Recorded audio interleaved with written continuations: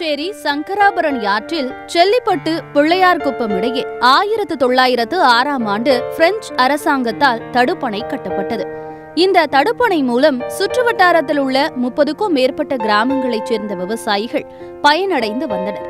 30,000 hectare பரப்பளவு உள்ள விவசாய நிலங்களுக்கு நீர் ஆதாரமாக செல்லிப்பட்டு படுகை அணை விளங்கி வந்தது.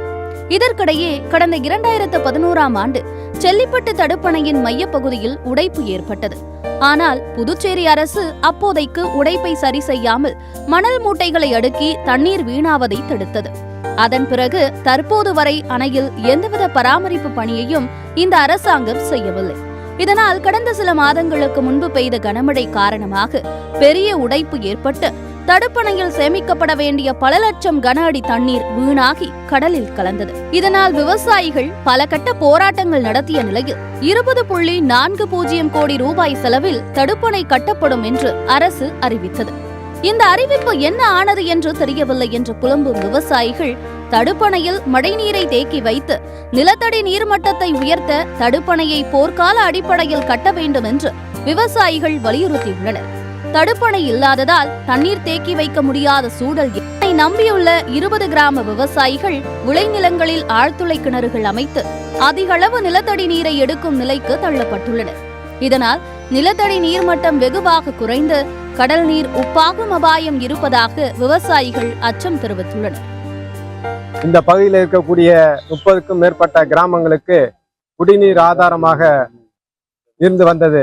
கடந்த 2011 இந்த படுகணை நடுவில் உடைப்பு ஏற்பட்டது. புதுச்சேரி அரசு தற்காலிகமாக மணல் மூட்டையை கட்டி வைத்து தடுப்பணை செய்தார்கள்.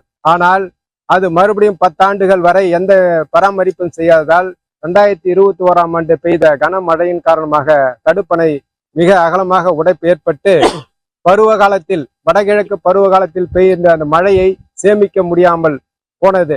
கிட்டத்தட்ட 10 ஆண்டு காலமாக பல லட்சம் கன அடி தண்ணீர் என்பது வீணாக கடலில் கலந்து போனது. இந்த 10 ஆண்டு காலம் சேமிக்கப்பட வேண்டிய அந்த தண்ணீர் வீணாக கடலில் கலந்த அவல நிலையை விவசாயிகள் நாங்கள் எல்லாம் ஒன்று சேர்ந்து பல கட்ட போராட்டங்கள் நடத்தினோம். எனவே உடனடியாக தடுப்பணையை கட்டி நிலத்தடி நீரை சேமிக்கவும் விவசாயம் செழிப்பதற்கும் அரசு நடவடிக்கை எடுப்பதுடன் இந்த பகுதியை சுற்றுலா தலமாக மாற்ற நடவடிக்கை எடுக்க வேண்டும் என்று விவசாயிகள் கோரிக்கை விடுத்துள்ளனர். இந்த அணை இருந்ததுனால வடகிழக்கு பருவமழை தென்மேற்கு பருவமழை பெய்கிற மழை தண்ணியும் இந்த கிட்டத்தட்ட இந்த அணையினால 6 கிலோமீட்டர் நீர் தேங்கி நிற்கும். இந்த நீர் தேங்கிறதுனால புதுச்சேரி கிராம பகுதிகள் மட்டும் இல்லாம தமிழ்நாட்டினுடைய கிராம பகுதிகள் முற்றாம்பட்டு இந்தாண்ட போனா வழுதாவூர் இது பூரா கிட்டத்தட்ட 30 கிராமங்களுக்கு இந்த நிலத்தடி நீர்மட்டம் என்பது உயரும். இப்ப இந்த அணையில நீர் தேங்காத காரணத்தினால கிட்டத்தட்ட நம்ம விவசாயிகள் உப்போகம் அடையக்கூடிய அந்த பயிர்களுக்கு நிலத்தடி நீரை உறிஞ்சி எடுக்கிறதுனால அகல பாதாளத்துக்கு இந்த நீர்மட்டம் என்பது வேகமாக குறைஞ்சினே போகுது. இதனால விவசாயிகள் கடுமையா பாதிக்கப்படுறாங்க. இன்னொரு விஷயம் என்னன்னா நம்ம அந்த பகுதியில் இருக்கிற கிராம மக்களுக்கு நகரத்துக்கு நம்ம சொல்ல எதிர்காலத்தில் வர ஒரு அபாயம் என்னன்னா நிலத்தடி நீர்மட்டம் கீழே போக போக கடல் நீர் இந்த கிராம பகுதிகளில் பூரக்கூடிய ஒரு சூழ்நிலை என்பது இந்த பகுதி மக்களுக்கு ஒரு பெரிய அபாயம் என்பது இருக்கிறது. செல்லிப்பட்டு தடுப்பணை சுற்றுலா தலமாக மாற்றப்படும் என்று அரசு அறிவித்தது.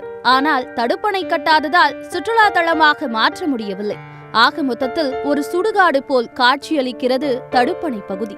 சுற்றுலா தலமாக மாற்றுவது இருக்கட்டும், முதலில் தடுப்பணை கட்டி நிலத்தடி நீர்மட்டம் உயர்த்தப்படுமா? விவசாயம் செழிக்க வைக்கப்படுமா? புதுச்சேரி அரசின் நிலைப்பாடு என்ன? பொறுத்திருந்து பார்ப்போம். சத்தியம் செய்திகளுக்காக ஃப்ரைடே ஃபார் ஃபார்மர்ஸ் இயக்கத்துடன் புதுச்சேரி செய்தியாளர் ஜெயக்குமார்.